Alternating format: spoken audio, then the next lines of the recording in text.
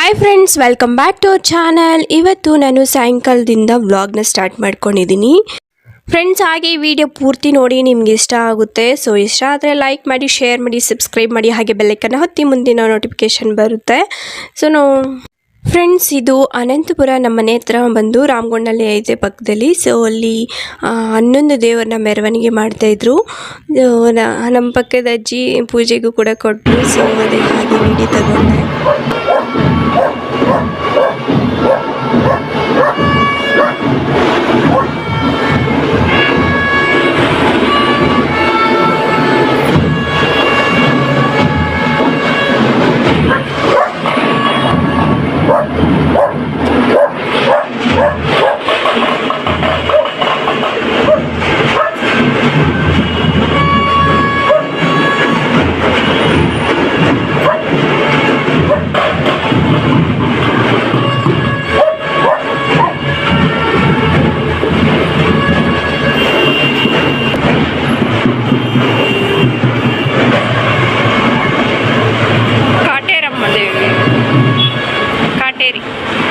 ಕಾಟೇರಮ್ಮ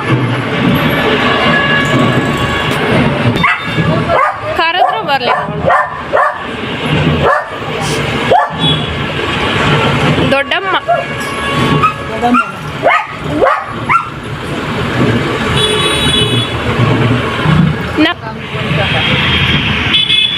ಅಲ್ಲಿ ಪೂಜೆ ಮಾಡಿಸ್ತಾ ಇದ್ದಾರೆ. ಅದಕ್ಕೆ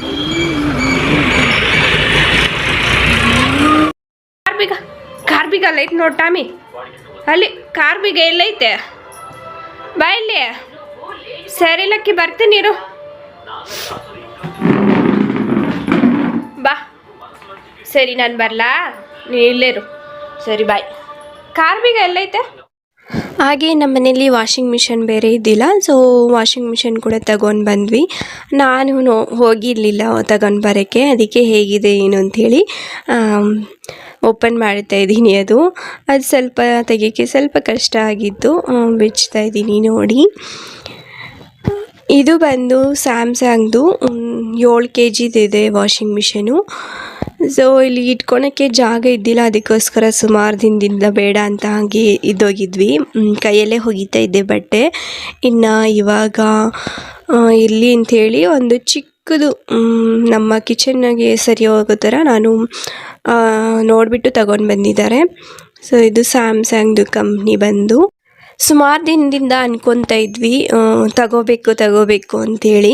ಬಟ್ ಈ ಮನೆ ಚಿಕ್ಕದಾಗಿರೋದ್ರಿಂದ ಇಡೋಕ್ಕೆ ಜಾಗ ಇರಲಿಲ್ವಲ್ಲ, ಅದಕ್ಕೋಸ್ಕರ ಬೇಡ ಬಿಡು, ನಾನು ಕೈಯಲ್ಲಿ ಹೋಗಿದ್ದೀನಿ ಅಂತ ಹೇಳ್ತಾ ಇದ್ದೆ. ಸೊ ಫೈನಲಾಗಿ ತಂದುಬಿಟ್ರು ಅವರು. ಇನ್ನು ಅವರು ಬಂದು ಫಿಟ್ ಮಾಡಿಕೊಡ್ತಾರೆ. ನಮ್ಮ ಮನೇಲಿ ಇದಕ್ಕೆ ಸಪ್ರೇಟು ಟ್ಯಾಪ್ ಎಲ್ಲ ಇದ್ದಿರಲಿಲ್ಲ, ಮತ್ತು ಸ್ವಿಚ್ ಬಾಕ್ಸು ಕೂಡ ಸಪ್ರೇಟಾಗಿ ಇರಬೇಕಂತೆ, ಅದು ಕೂಡ ಇದ್ದಿಲ್ಲ. ಇನ್ನು ಅದೆಲ್ಲ ಫಿಟ್ ಮಾಡಿ ಮತ್ತೆ ಅವರು ಬಂದು ಕಂಪ್ನಿಯಿಂದ ಫಿಟ್ ಮಾಡಿಕೊಡ್ತಾರೆ. ಅವರೇ ಬಂದು ಆಪ್ಷನ್ ಎಲ್ಲ ಇರುತ್ತಲ್ವ, ಅದು ಹೇಳ್ಕೊಡ್ತಾರೆ ಯಾವ ರೀತಿ ಏನು ಅಂತ, ಅದೆಲ್ಲ ಹೇಳ್ಕೊಡ್ತಾರೆ. ನಾನು ಫಸ್ಟೇ ಯೂಸ್ ಮಾಡಿದ್ದೀನಿ, ಹಾಗೆ ಗೊತ್ತಾಗಿತ್ತು. ಮತ್ತು ಅವರು ಕೂಡ ಹೇಳಿದ್ರಲ್ವ, ಕೆಲವೊಂದು ಆಪ್ಷನ್ ನನಗೂ ಗೊತ್ತಿರಲಿಲ್ಲ, ಮತ್ತು ಅವ್ರು ಹೇಳಿದ್ಮೇಲೆ ಗೊತ್ತಾಯಿತು. ಇನ್ನು ಇದು ನೋಡ್ತಾ ಇರ್ಬೋದು, ಮೋಟ್ರ್ ಹಾಕ್ಬಿಟ್ಟು ಎಷ್ಟು ನೀರು ಹೋಗಿದೆ ಅಂಥೇಳಿ. ಇದು ಮನೆ ಹತ್ರ ಬೆಳಗ್ಗೆ ಹಾಕಿರೋದು, ಮಧ್ಯಾಹ್ನವರೆಗೂ ನೀರು ಹೋಗ್ತಾನೆ ಇತ್ತು. ಇನ್ನು ಹಾಗೆ ವಿಡಿಯೋ ತಗೊಂಡು ನಾನು ಓನರ್ ಕಳಿಸ್ದೆ, ನೋಡಿ ಈ ರೀತಿ ಮಾಡ್ತಾರೆ ಅಂಥೇಳಿ. ನಂತರ ನಮ್ಮ ಟಾಮಿಗೆ ಸ್ನಾನ ಮಾಡಿಸ್ಬೇಕು ಅಂಥೇಳಿ ಬಂದೆ. ಸ್ನಾನ ಮಾಡಿಸೋಣ ಅಂತ ನೀರು ಎತ್ಕೊಂಡು ಹೋಗಿ ಬಾತ್ರೂಮಲ್ಲಿ ಹಾಕಿದೆ. ಬಿಸಿನೀರು ಮಾಡಿಸ್ತೀನಿ ನಾನು. ಅದೇ ನೋಡಿ ಬಚ್ಚಿಟ್ಕೊಂಡಿರೋದು ಹೆಂಗೆ ಬಚ್ಚಿಟ್ಕೊಂಡಿದೆ ಅಂಥೇಳಿ. ಸ್ನಾನ ಮಾಡಬೇಕು ಅಂದರೆ ಸಾಕು, ಈ ರೀತಿ ಹೋಗಿಬಿಡುತ್ತೆ. ಇವತ್ತು ರೂಮ್ ಬಾಗಿಲು ಹಾಕಿದ್ನಲ್ವ, ಅದಕ್ಕೆ ಕಿಚನ್ಗೆ ಬಂದು ಒಂದು ಸ್ಕ್ರೀನ್ ಹಾಕಿದ್ದಾನಲ್ವ, ಅದರೊಳಗಡೆ ಸೇರ್ಕೊಂಡ್ಬಿಟ್ಟಿದೆ. ಹೆಂಗೋ ನಂಬಿಸ್ಬಿಟ್ಟು ಮತ್ತೆ ಸ್ನಾನ ಮಾಡಿಸಿದ್ದೀನಿ. ಸ್ನಾನಕ್ಕೆ ಕರ್ಕೊಂಡೋದ್ರೆ ಮಾಡಿಸ್ಕೊತದೆ, ಅಲ್ಲಿವರೆಗೂ ಬರೋಕ್ಕೆ ಅದಕ್ಕೆ ಕಷ್ಟ ಆಗುತ್ತೆ. ನಂತರ ಮಾರ್ನಿಂಗ್ ಬ್ರೇಕ್ಫಾಸ್ಟ್ ಬಂದು ಪಲ್ಯ ಮಾಡ್ಕೊತ ಇದ್ದೀನಿ. ಇದು ಜೋಳ ಬರುತ್ತಲ್ಲ, ಸ್ವೀಟ್ ಕಾರ್ನು, ಅದು ಮತ್ತು ಬೀನ್ಸು, ಕ್ಯಾರೆಟು, ಬೀಟ್ರೂಟು, ಮೊಳಕೆ ಕಾಳೆಲ್ಲ ಹಾಕಿದ್ದೆ. ಅದನ್ನೆಲ್ಲ ಕೂಡ ನಾನು ಸ್ಟೀಮ್ ಮಾಡಿ ಹಾಕ್ಕೊತಾ ಇದ್ದೀನಿ. ಮತ್ತು ಗೆಣಸು ಅದು ಕೂಡ ಅಷ್ಟೇ ಸ್ಟೀಮ್ ಮಾಡಿಬಿಟ್ಟು ಚಿಕ್ಕದಾಗಿ ಕಟ್ ಮಾಡಿ ಹಾಕಿದ್ದೀನಿ. ನಂತರ ಸೌತೆಕಾಯಿ ಇತ್ತಲ್ವ, ಅದು ಕೂಡ ಸಣ್ಣದಾಗಿ ಕಟ್ ಮಾಡಿ ಹಾಕ್ಕೊಂಡಿದ್ದೀನಿ. ದಾಳಿಂಬೆ ಸ್ವಲ್ಪ ಹಾಕಿದ್ದೀನಿ. ಅದಾದ ನಂತರ ಈರುಳ್ಳಿ ಕೂಡ ಹಾಕಿದ್ದೀನಿ ಕಟ್ ಮಾಡಿ ಸಣ್ಣದಾಗಿ. ಇದಷ್ಟು ಮಿಕ್ಸ್ ಮಾಡಿಬಿಟ್ಟು ಇದಕ್ಕೆ ಸ್ಟೀಮ್ ಮಾಡುವಾಗ ಒಂದು ಸ್ವಲ್ಪ ನಾನು ಉಪ್ಪನ್ನ ಹಾಕಿರ್ತೀನಿ. ನಂತರ ಈಗ ಕಾಳು ಮೆಣಸು ಇರುತ್ತೆ ಅಲ್ವಾ, ಅದು ಪೌಡ್ರ್ ಮಾಡಿ ಇಟ್ಕೊಂಡಿರ್ತೀನಿ, ಅದನ್ನು ಸ್ವಲ್ಪ ಹಾಕ್ಕೊತೀನಿ. ಒಗ್ಗರಣೆ ಏನು ಕೊಟ್ಕೊಳ್ಳೋದಿಲ್ಲ, ಬರೀ ಉಪ್ಪು ಮತ್ತು ಕಾಳು ಮೆಣಸು ಹಾಕ್ಕೊಂಡು ಬೆಳಗ್ಗೆ ಬ್ರೇಕ್ಫಾಸ್ಟ್ಗೆ ಇದನ್ನೇ ತಿಂತಾಯಿದ್ದೀವಿ. 100 ಡೇಸ್ನ ನಾನು ಚಾಲೆಂಜಾಗಿ ತಗೊಂಡಿದ್ದೀನಿ. 100 ಡೇಸ್ ಅಂದರೆ 3 ತಿಂಗಳವರೆಗೂ ನಾನು ಡಯಟ್ ಮಾಡಬೇಕು. ಸೊ ಎಷ್ಟು ಕೆ ಜಿ ಇಳಿತೀನಿ ನೋಡಬೇಕು. ಇವಾಗ ನಾನು ಪ್ರೆಸೆಂಟ್ ಇರೋದು 57 ಇದ್ದೀನಿ, ಇನ್ನು 56 ಇದ್ದೀನಿ. 52 ಅಷ್ಟು ವೆಯ್ಟ್ ಲಾಸ್ ಮಾಡಬೇಕು ನಾನೀಗ. ಜಾಸ್ತಿ ವೆಯ್ಟ್ ಗೈನ್ ಆಗಿಬಿಟ್ಟಿದ್ದೀನಿ, ಅದಕ್ಕೋಸ್ಕರ. ಇನ್ನು ಡ್ರೈ ಫ್ರೂಟ್ಸ್ನ ಓವರ್ನೈಟ್ ನೆನೆಸಿಟ್ಟಿದ್ದೆ. ಇದರಲ್ಲಿ ಬಂದು ಒಣ ಖರ್ಜೂರ, ಬಾದಾಮು, ಪಿಸ್ತಾ ಮತ್ತು ಅಂಜೂರ ಇರುತ್ತಲ್ವ, ಅದು, ಕುಂಬಳಕಾಯಿ ಬೀಜ, ಸೂರ್ಯಕಾಂತಿ ಬೀಜ, ಕರ್ಬೂಜದ್ದು ಬೀಜ ಅದಷ್ಟು ನಾವು ನೆನೆಸಿ ಇಟ್ಕೊತೀನಿ ಓವರ್ನೈಟ್. ನಂತರ ಒಂದು ಫ್ರೂಟು, ಬಾಳೆಹಣ್ಣು ಕಟ್ ಮಾಡಿ ಇಟ್ಕೊಂಡಿದ್ದೀನಿ. ಈ ಫ್ರೂಟ್ ನಾನು ಮಾರ್ನಿಂಗ್ ತಿನ್ನಲ್ಲ. ಮಾರ್ನಿಂಗ್ ಬಂದು ರೇರಾಗಿ ಫ್ರೂಟ್ ತಿನ್ನೋದು, ಮತ್ತು ಮಧ್ಯಾಹ್ನ ಬೇಕಂದರೆ ತಿಂತೀನಿ. ಏಕೆಂದರೆ ಅದು ಸ್ವೀಟ್ ಇರುತ್ತಲ್ವ, ಖಾಲಿ ಹೊಟ್ಟೆಯಲ್ಲಿ ತಿಂದರೆ ಶುಗರ್ ಕಂಟೆಂಟ್ ಎಲ್ಲ ಜಾಸ್ತಿ ಇರೋದರಿಂದ ನಾನು ಫ್ರೂಟು ಮಧ್ಯಾಹ್ನ ತಿಂತೀನಿ ಅಷ್ಟೇ, ಮಾರ್ನಿಂಗು ಪ್ರಿಪೇರ್ ಮಾಡಲ್ಲ. ಈಗ ಪಲ್ಯ ಎಲ್ಲ ರೆಡಿ ಆಯ್ತಲ್ವ, ಅದನ್ನು ಸರ್ವ್ ಮಾಡ್ಕೊತೀನಿ. ನನಗೂ ಮತ್ತು ನನ್ನ ಹಸ್ಬೆಂಡ್ಗೂ ಇಬ್ಬರಿಗೂ ಕೂಡ ಇದೇ ಬ್ರೇಕ್ಫಾಸ್ಟೇ ತಿನ್ಕೊಂಡು ಹೋಗ್ತಾರೆ ಅವರು ಕೂಡ. ನಂತರ ಮಧ್ಯಾಹ್ನ ಅವರು ಹೋಟ್ಲಲ್ಲಿ ಒಂದು ಇಡ್ಲಿ ರೈಸ್ ತಿನ್ಕೊತಾರೆ, ಏಕೆಂದರೆ ಇದು ತಿಂದ್ಬಿಟ್ಟು ಕೆಲಸ ಮಾಡೋಕ್ಕಾಗಲ್ಲ. ನಾನಾದರೆ ಮನೇಲಿರ್ತೀನಿ, ಸೊ ಮಧ್ಯಾಹ್ನ ಬೇಗನೆ ಅಡುಗೆ ಮಾಡ್ಕೊಂಡು ತಿಂತೀನಿ. ಇದಷ್ಟು ನಾನು ಮಾರ್ನಿಂಗ್ ಬ್ರೇಕ್ಫಾಸ್ಟ್ ಅಂತಲೇ ಹೇಳ್ಬೋದು. ಇನ್ನು ವೆರೈಟೀಸ್ ಎಲ್ಲ ಮಾಡ್ಕೊತೀನಿ. ನನಗೆ ಯಾವುದು ನನ್ನ ಬಾಡಿಗೆ ಸೆಟ್ ಆಗುತ್ತೆ ಅದಷ್ಟೇ ಮಾಡ್ಕೊತೀನಿ, ಮಿಕ್ಕಿದೆಲ್ಲ ಮಾಡಲ್ಲ. ನಂತರ ನೋಡ್ತಾ ಇರ್ಬೋದು, ಇಲ್ಲಿ ಫಂಕ್ಷನ್ ಒಂದಿತ್ತು. ನಮ್ಮ ಅಣ್ಣ ಇದ್ದಾರಲ್ವ, ಅವರು ಫ್ರೆಂಡ್ದು ಫಾರ್ಮ್ ಹೌಸಲ್ಲಿ ಫಂಕ್ಷನ್ ಇತ್ತು, ಮ್ಯಾರೇಜ್ದು ರಿಸೆಪ್ಷನ್ ಎಲ್ಲ ಇತ್ತು. ಸೊ ಅಲ್ಲಿಗೆ ಬಂದಿದ್ದೀವಿ ರೆಡಿ ಆಗಿಬಿಟ್ಟು.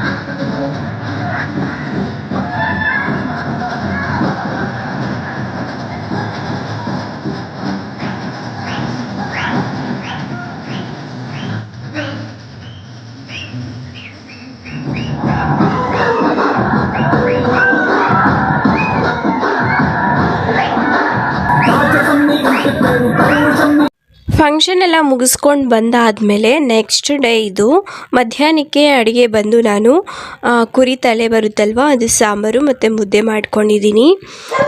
ಫಂಕ್ಷನಲ್ಲಿ ನಾನ್ ವೆಜ್ ಊಟ ಕೂಡ ಇತ್ತು, ಬೀಗ್ರೂಟ ಮತ್ತು ರಿಸೆಪ್ಷನ್ ಇಟ್ಕೊಂಡಿದ್ರು. ಮದುವೆ ಆಗೋಗಿತ್ತು ಫಸ್ಟ್ ಡೇ, ಅಲ್ಲೇ ಊಟ ಮಾಡ್ಕೊಬಂದ್ವಿ. ಮತ್ತು ನೆಕ್ಸ್ಟ್ ಡೇ ಇದು ಬಂದು ನಮ್ಮ ಅಣ್ಣವ್ರ ಮನೆ ಹತ್ರ ಹೋಗಿ ಮತ್ತು ನಮ್ಮ ಮನೆ ಬಂದಮೇಲೆ ಇಲ್ಲಿ ಮಾಡ್ಕೊಂಡಿದ್ದು.